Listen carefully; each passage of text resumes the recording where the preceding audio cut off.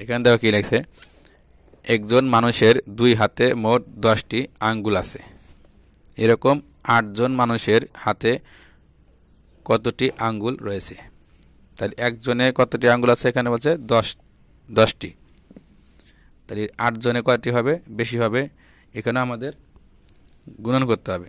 তাহলে অঙ্কটা আমরা কীভাবে করবো দেখো, আমরা এইভাবে লিখব, একজন মানুষের দুই হাতের আঙ্গুল আছে 10টি, 8 জন মানুষের দুই হাতের আঙ্গুল আছে এই 10 গুণন 8, তাহলে 8 10 80, অর্থাৎ 80টি।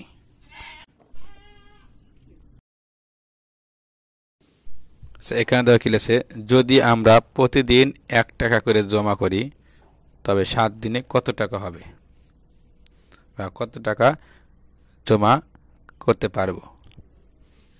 এবং আমরা কীভাবে করব, প্রতিদিন কি বলছে 1 টাকা করে আমরা জমা করি, তাহলে আমরা লিখব 1 দিনে জমা করি 1 টাকা। প্রতিদিন মানে কি? একদিন। 1 দিনে জমা করি 1 টাকা। তাহলে 7 দিনে জমা করি 1 গুণন 7, 7 একে 7, অর্থাৎ 7 দিনে জমা করতে পারবো 7 টাকা। প্রিয় ভিউয়ার্স, দ্বিতীয় শ্রেণীর অঙ্ক বিষয়ে ধারাবাহিক ভিডিও পেতে আমাদের চ্যানেলটিকে সাবস্ক্রাইব করে রাখুন এবং আপনার মূল্যবান মতামত কমেন্টের মাধ্যমে জানিয়ে দিন। ধন্যবাদ।